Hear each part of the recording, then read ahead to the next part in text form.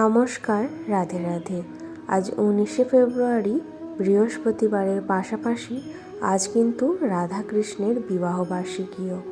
হ্যাঁ, রাধাকৃষ্ণের বিবাহবার্ষিকী। অনেকেই মনে করবেন যে রাধাকৃষ্ণের বিবাহ কবে হলো, তো বৃন্দাবনের ভান্ডির বোন তারই প্রতীক। সমগ্র দেবদেবতা মহাদেব, পার্বতী এবং ব্রহ্মার উপস্থিতিতে ভান্ডির বনে রাধাকৃষ্ণের গোপনে বিবাহ হয়েছিল। এই বছর 19শে ফেব্রুয়ারি দিনটি পালিত হচ্ছে। তো যেহেতু আজ রাধাকৃষ্ণের বিবাহবার্ষিকী, তাই আমি আজ একটু সুন্দর করে অভিষেক এবং বিশেষ সাজসজ্জায় সাজিয়ে তুলব আমাদের রাধা গোবিন্দকে। তো তার জন্য প্রথমে কি ফুল এনেছি সেগুলো তো দেখালাম। আর এই যে ফুলের মালাটা এখন রাধা গোবিন্দকে পরিয়ে দিলাম। নীল রঙের এই করমচা ফুলের মালাটা আমার থিম থেকে একটু আলাদা। আজকে আমার থিম লাল, তাই আজকে সব কিছু লাল লালই আমি এনেছি। রাধা গোবিন্দের পোশাকটাও লাল, বিবাহ বলে কথা, আর লাল রং বিবাহের প্রতীক। তো এখানে গোলাপ ফুল এনেছি, গোলাপ ফুলগুলোকেও আমি একটু থোকা করে দিচ্ছি।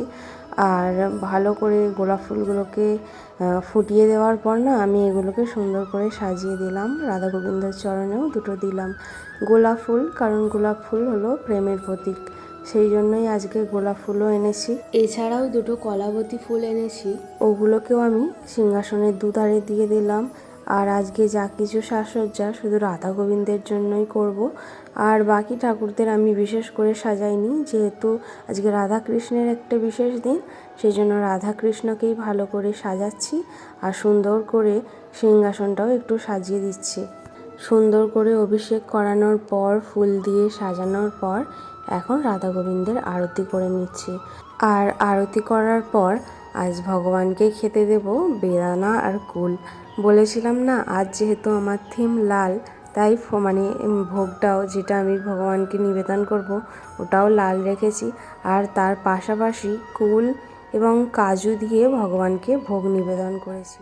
এই ভিডিওতে আমি আর রাধাকৃষ্ণের অভিষেকটা দেখাইনি, কারণ আমার চ্যানেলের অনেক ভিডিওতেই রাধাকৃষ্ণের আমি অভিষেক দেখাই।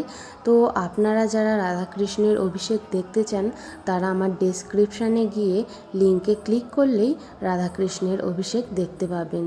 এই ভিডিওটি আপনাদের ভালো লাগলে একটা লাইক করবেন, কমেন্ট করবেন এবং বন্ধুদের সাথে শেয়ার করবেন, এবং আমার চ্যানেলে নতুন হয়ে থাকলে চ্যানেলটিকে সাবস্ক্রাইব করতে ভুলবেন না। বেলাতে আমি যেভাবে রাধা গোবিন্দের সেবা করেছি সেটা তো আপনাদের দেখালাম।